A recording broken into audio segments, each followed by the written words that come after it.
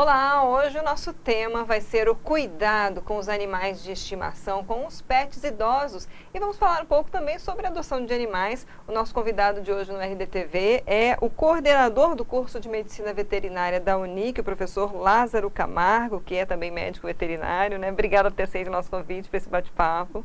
Eu que agradeço, Lidice. É importante a gente trocar ideia e falar sobre a medicina veterinária. Sim. Estou à sua disposição aí para a gente poder estar conversando sobre o assunto. Vamos lá, vamos iniciar com os pets idosos, né? Quais são, assim, os principais cuidados? E aí, quando a gente pensa em pet, a gente já, acho que automaticamente já pensa em cão ou gato, né? Sim. Mas, assim, tem alguma outra alternativa também que é comum de ser criado em casa? E que tipos de cuidados têm que ser feitos com eles? Os pets trazidos para morar, para as residências, né?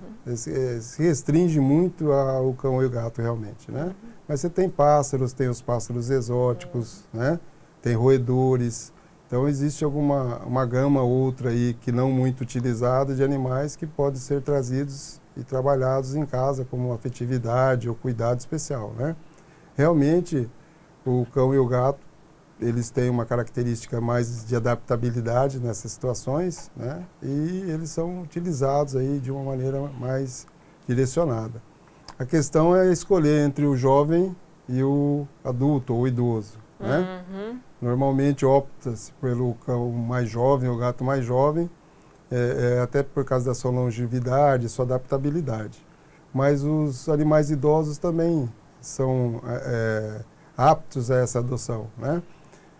Às vezes com alguma vantagem, porque você já sabe do porte do animal, sabe da índole dele, sabe do espaço que ele vai precisar para poder estar sendo orientado, né? Então, os tutores que optam hoje por animais idosos, ou mais velhos um pouco, têm essa tranquilidade de conhecer já o animal de uma maneira geral, né? Ah, sim.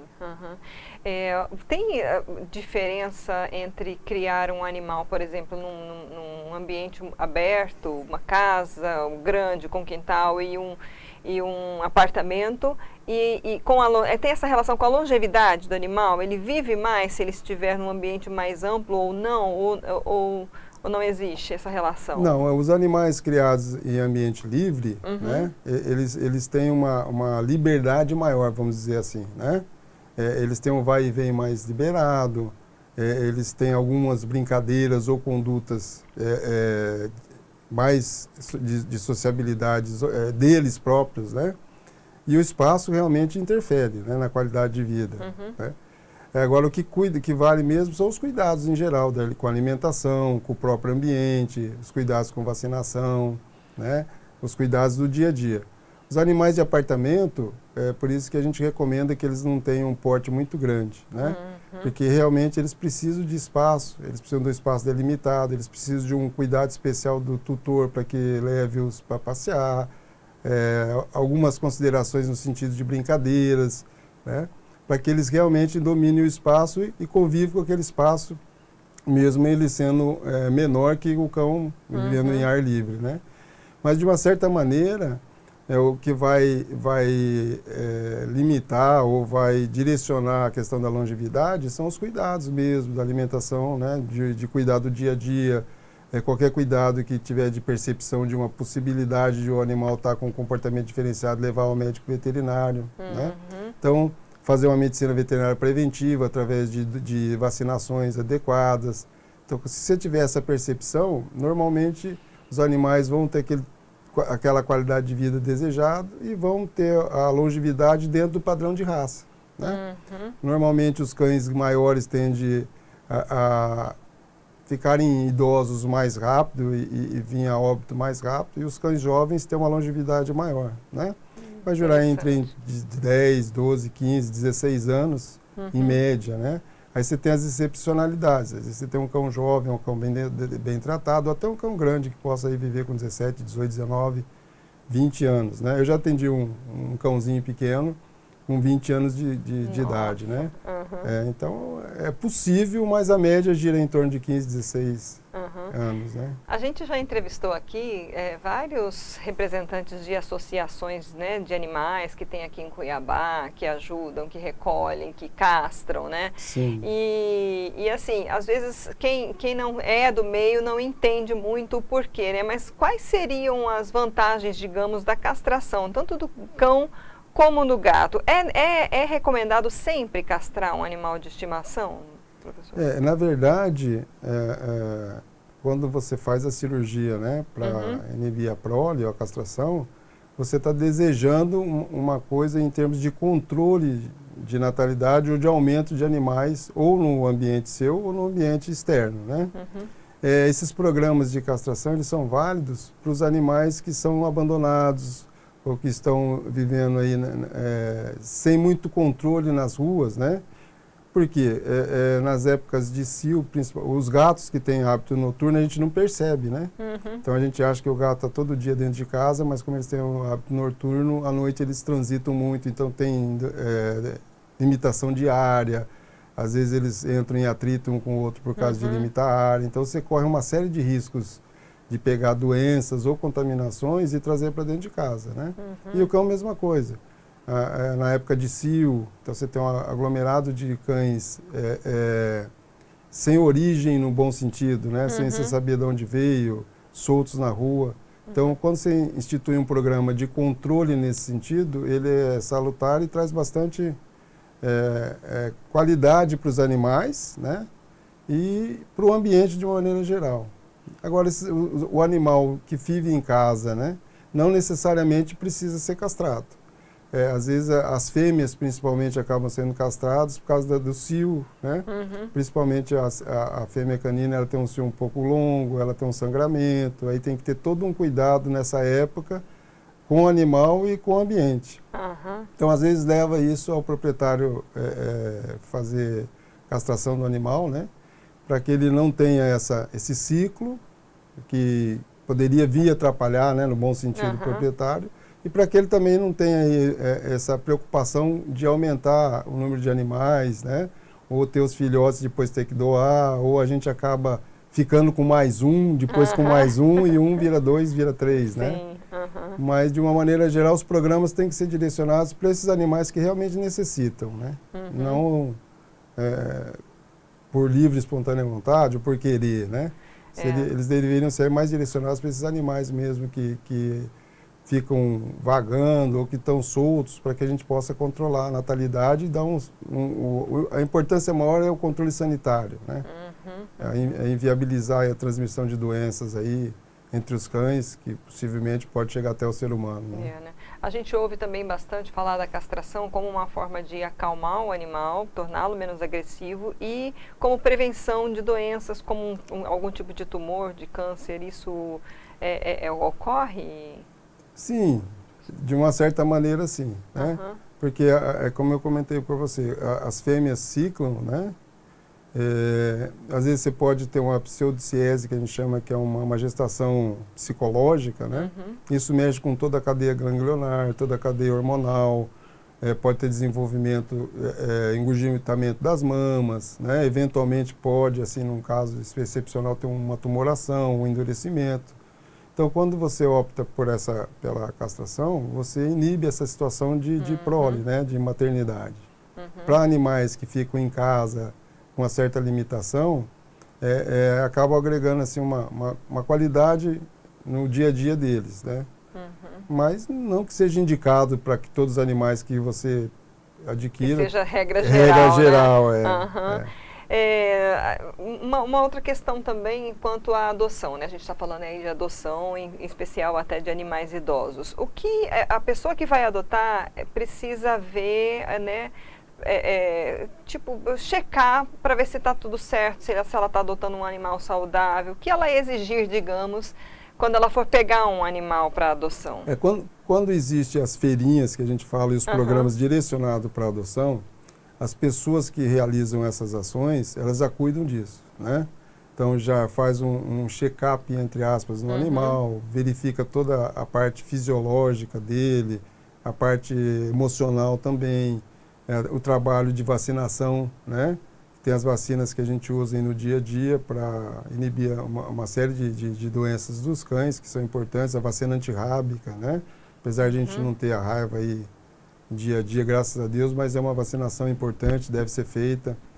Então, esses programas, quando entregam os animais, eles já entregam assim, de uma maneira que o tutor tenha só que dá continuidade, né? E tem que ter essa preocupação. Bom, mas se você partir do princípio que você vai adotar um animal que você não conhece, ou você acha ele bonito, engraçado, agradável e alguém está doando, né? Então seria interessante você pegar esse animal, ou até antes de trazer para casa, ou mesmo que se trouxer para casa, manter ele com uma certa limitação de contato no bom sentido e levar esse animal para o médico veterinário para que ele faça esse check-up, né? Hoje a medicina veterinária está evoluída em termos de diagnóstico, de auxílio diagnóstico. Nós temos tomógrafo, né? Temos ressonância na área de imagem. Os laboratórios de análise e patologia são assim altamente qualificados. Então você tem como montar um check-up no animal para depois, a partir daí, né, você ter segurança para manter ele na sua casa e dar continuidade também na questão da saúde dele, né? Ah, sim. Então, seria importante, quando você pegar o animal já pronto, dar continuidade no aspecto de saúde dele. E se você for pegar um animal que não conheça, mas decidiu adotar, criar essa relação com o médico veterinário para que você possa dar qualidade de vida para o animal, né? E fazer todas as prevenções necessárias para que ele tenha uma vida boa e você possa ter contato salutar com ele, né?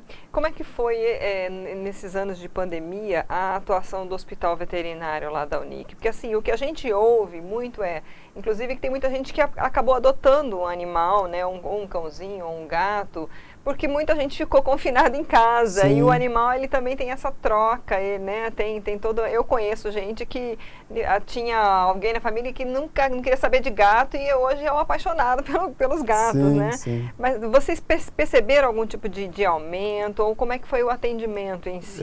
O hospital veterinário da Unic, no primeiro momento ele ficou fechado, como todo mundo, né? Por causa dos lockdowns, né, que tiveram. Depois ele voltou a funcionar dentro de uma certa segurança, né? Como serviço essencial. A gente tinha que participar desse processo aí do dia a dia, porque os animais também sofrem, né? Como a população parou, como você diz, houve inclusive uma mudança de comportamento em relação aos pets, né? Normalmente, quando todo mundo está circulando, o pet fica sozinho e todo mundo vai para a rua, normalmente, né? Então você tem o cachorrinho, você sai de manhã, leva ele para passear, brinca com ele. Mesmo que tenha criança, a criança vai para a escola. Então ele passa um período sozinho dentro de casa. Depois, quando volta no final da tarde, volta todo mundo, ele também entra no jogo, ele compensa, ele brinca, né? Na pandemia ficou todo mundo preso. Ou seja, mudou todo o comportamento em relação aos próprios pets, né?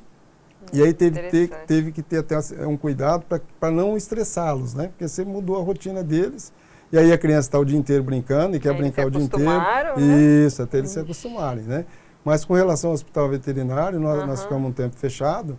Depois nós voltamos a atender com uma programação para manter o distanciamento social, para a gente ter todo mundo paramentado, né? Para dar um suporte aí na época. E como essa preocupação existia, eram atendimentos direcionados, né? Nós atendíamos um animal por hora, né? Para que o proprietário viesse sozinho, trouxesse só o animal, para que os funcionários tivessem protegidos, os professores que davam suporte, os residentes que a gente lá pudesse estar protegido, né?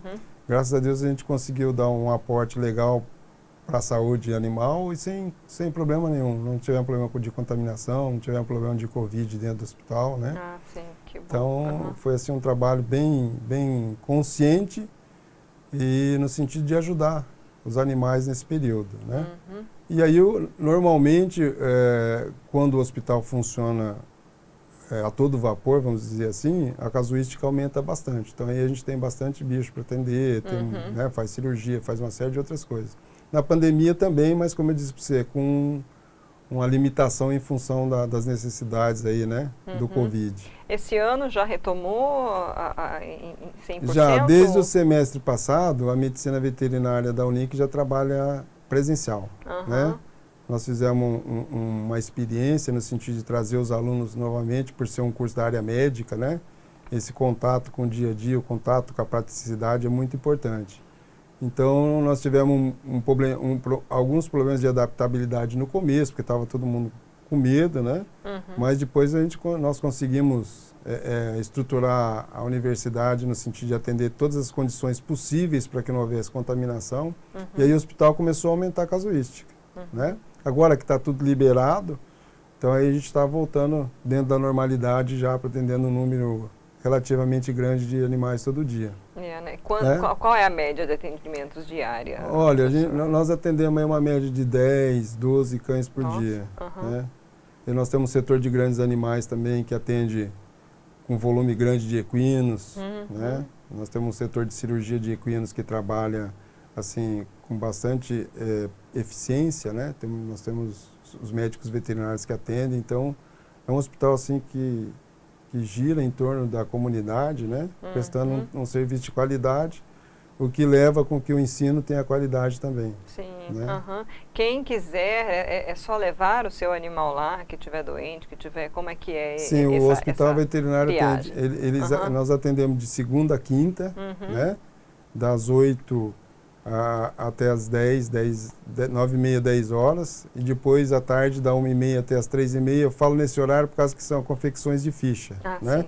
Como o atendimento é por ordem de chegada, então a gente delimita uma certa hora para fazer as fichas para conseguir chegar no final do dia e atender todo mundo, tá?